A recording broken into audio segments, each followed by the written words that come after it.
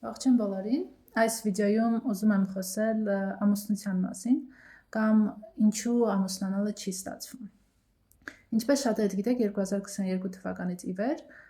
այլ խնդիրների հետ զուգահեռ նաև աշխատում եմ այն աղջիկների հետ, որոնք ցանկանում են ամուսնանալ, սակայն ինչ-ինչ պատճառներով չի ստացվում։ Որոշները ասում են, որ կարծես իրենք անտեսանելի են, որոշները ասում են, որ նույնատիպ տղամարդիկ են հանդիպում եւ այլն։ Խոսքը այստեղ 26-27 տարեկանից եւ բարձր աղջիկների մասին է, այսինքն երիտասարդների մասին չէ, որովհետեւ ես հիմնականում այդ տարիքային խմբի հետ չեմ աշխատում ամուսնության թեմայով, քանի որ ամեն ինչ դեռ առջևում է։ Հիմնականում աշխատում եմ այն տարիքային խմբի հետ, որոնք ավելի մեծ են, այսինքն այդ շրջանում իրենց կյանքում ոչ մեկը չհայտնվեց կամ հայտնվեցի մարդիկ, սակայն ամուսնություն չստացվեց, եւ հայտնվել են հիմա այն տարիքային խմբում, որտեղ ուզում են ամուսնանալ, շատ են ուզում, բայց ինչ-ինչ պատճառներով չի ստացվում։ Եկեք նայենք, որոնք կարող են լինել խնդիրները։ Սակայն մինչև խնդիրներին անցնելը ասեմ, որ 22 թվականից ի վեր մոտ 15 աղջիկ ամուսնացել են, 2 հոգու մոտ չի ստացվել եւ թերապիան ավարտել ենք, 2-ից մեկը մի աղջիկ էր, որը ներքուստ ինքնահայտ ցանկությունը չուներ, որովհետեւ ժամանակ առ ժամանակ բարձրացնում էր մի հարց, արդյոք դա ինձ ընդհանրապես պետք է ամուսնանալը ինձ ընդհանրապես պետք է, այսինքն իր ներսում այդ ցանկությունը չկար, ինքը ուզում էր ամուսնանալ, որովհետև ծնողներն էին ուզում կամ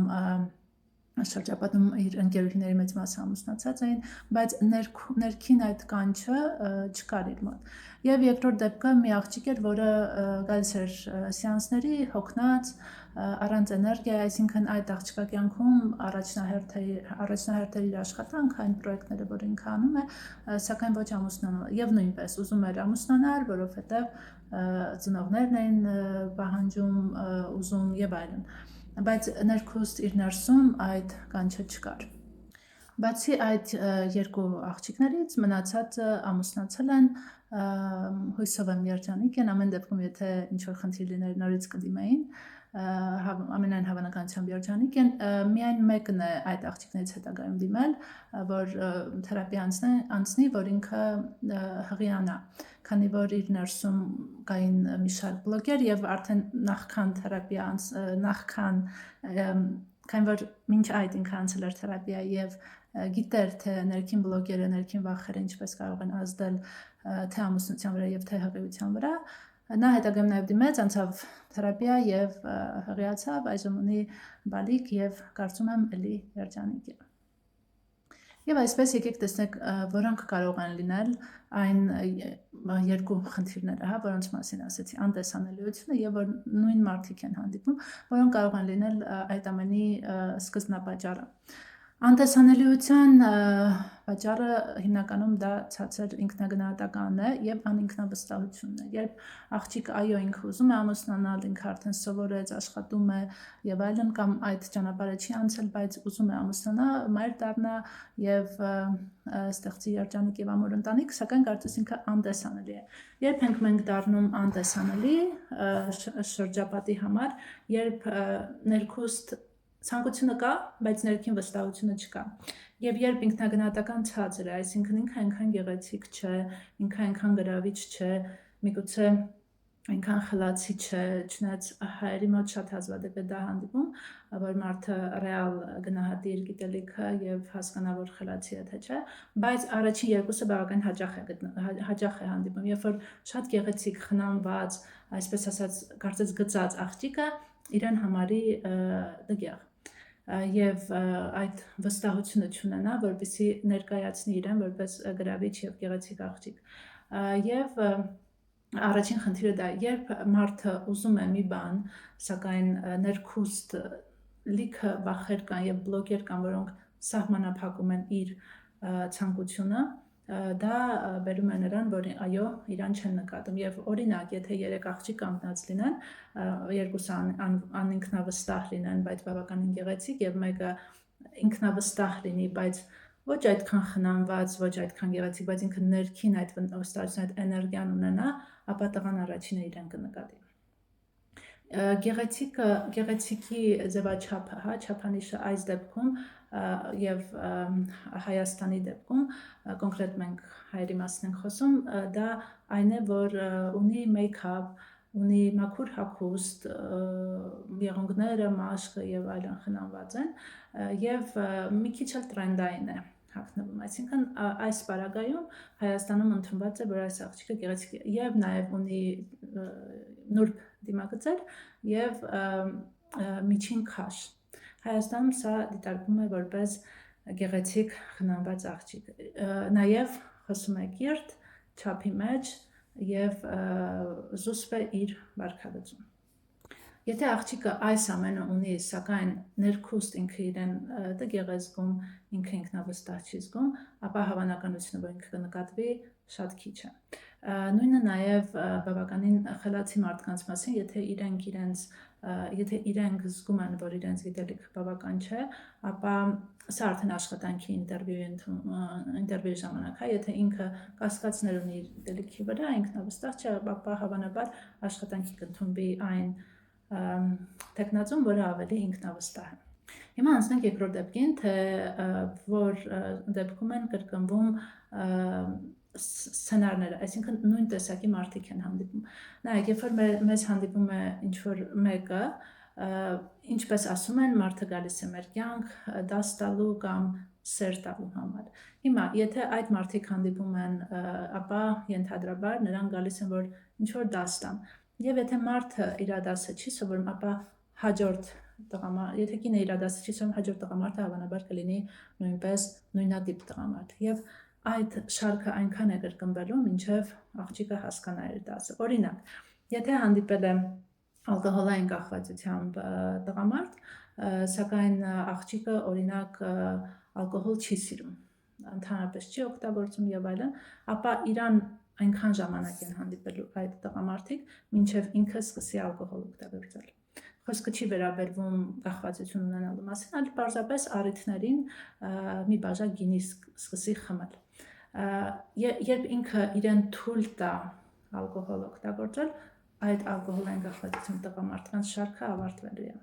Այսինքն այս մարդը եկել է, որ իրեն սովորացնի, որ դրա մեջ ոչ մի օգտագործելու մեջ, չափի մեջ ոչ մի բան չկա, կարող ես երբեմն ընթրիքին կամ առիթներին օգտագործել ինչ-որ բակալ գինի։ Բնականաբար մենք հասկանում ենք, որ եթե աղջիկը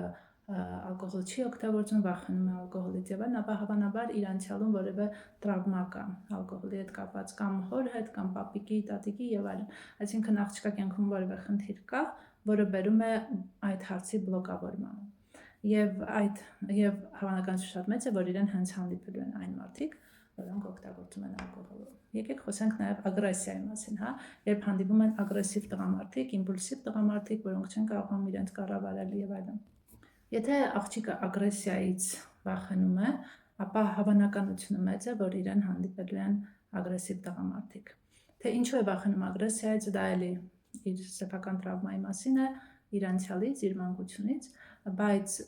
արդեն հասուն կյանքում ինքը ցանկանալու է ընտրել մի տղամարդու, որը ընդհանրապես ագրեսիվ չէ, եւ իրեն հանդիպելու են սովորաբար ագրեսիվ մարդիկ։ Նույնիսկ ամենահանգիստ տղամարդը, որը առաջին հայացքից կամ ժամադրությունների սկզբում բավականին հանգիստ է, հաճելի է, նրբանկատ է եւ այլն, հարաբերությունների ընթացքում իր մոտ նույնպես բարձրանալու է ագրեսիա։ Եվ սա ոչ թե արդեն իր մասին է, այլ սա աղջկա մասին է, որը ներսում ունի տրավմա, որը չի շտկվել։ Այսինքն ինքը այդ տրավման իր հետ բերել է կամ մանկությունից կամ դեռահասության շրջանից եւ այդ տրավման իր ներսում է, այդ իսկ պատճառով իրեն հանդիպում են մշտապես այսպիսի տղամարդիկ։ Եվ երրորդը, որի մասին սկզբում չասեցի, հանդիպում են տղաներ, որոնք կարծես վատնում են ձեր ժամանակը, այսինքն իրենք ամուսնանալու նպատակ չունեն, իրենք լուրջ հարաբերություններ կառուցելու նպատակ չունեն, ընտանիք կազմելու նպատակ չունեն, համենայն դեպս չունեն ձեզ հետ։ Սակայն վատնում են ձեր ժամանակը։ Ինչ անել այս դեպքում, եւ եթե մեկի հետ ավարտեցիք, հաջորդը նույնպես նույն տեսակի է, ինչ անել այս դեպքում, ապա պետք է դուք էլ նույնպես հասկանաք, դուք ինչ եք ուզում այդ հարաբերությունից։ Եթե դուք ուզում եք ամուսնություն, ապա ինչի եք դեռ 2 տարի, 3 տարի կամ 4 տարի շփվում նույն տղամարդու հետ, որը ձեզ հետ չի ամուսնանում։ Ինչի եք վատնում ձեր ժամանակը։ Եթե ուզում եք ուղղակի դուք էլ ժամանակ անցկացնեք, որպեսզի կյանքը ավելի հետաքրքիր դառնա, դա այլ հարց է, բայց եթե դուք ուզում եք ամուսնություն, ապա դա պետք է ցանկալի է 26-27 տարեկանից հետո ցանկալի է, որ դա տեղի ունենա 1 տարվա ընթացքում։ Եթե 1 տարուց ավել տղան չի կողմնորոշում, որովհետև հիմա ժամանակը չի, պետք է ոտքի կանգնի, կամ պետք է իր բիզնեսի վրա կենտրոնանա եւ այլն, ապա հավանաբար ինքը առհասարակ նպատակ չունի ձեզ հետ ամուսնանալ եւ ցանկալի է ավարտել այդ հարաբերությունները, գնալ հոգեթերապիայի, հասկանալ ձեր ներսում ինչ կա, որ ձեզ գալիս են այդ տղամարդիկ, հավանաբար հիմնականում սա ցածր ինքնագնահատական է, որովհետև իրեն գնահատող կինը իր ժամանակը չի վատնում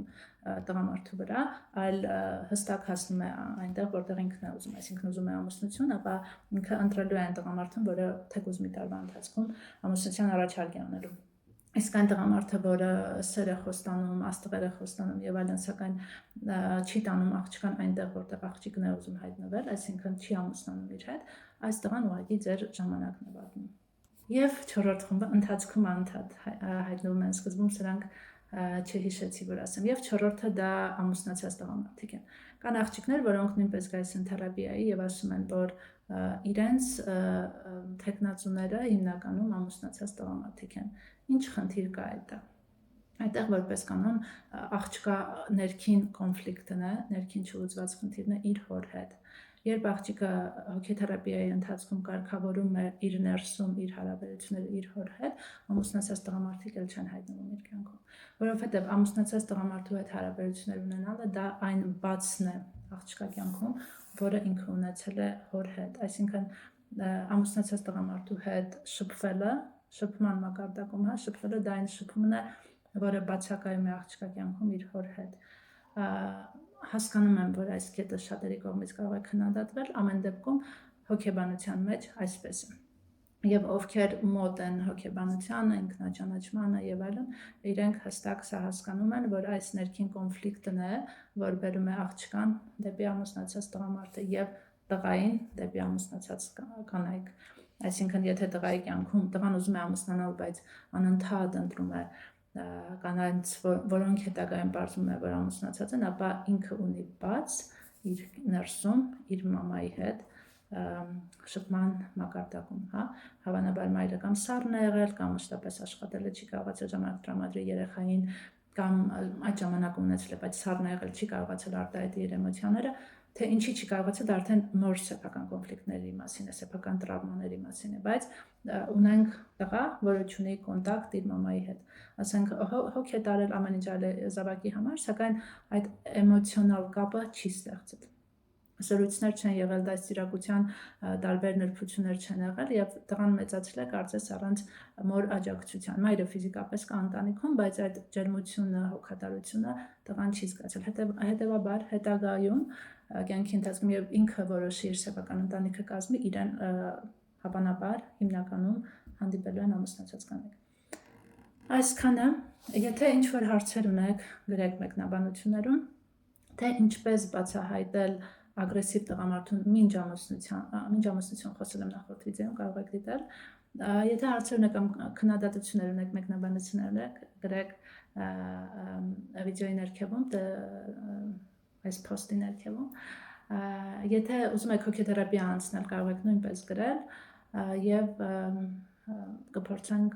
կազմակերպել։ Այսքանը, եղեք առողջ, եղեք երջանիկ եւ մինչ հանդիպում։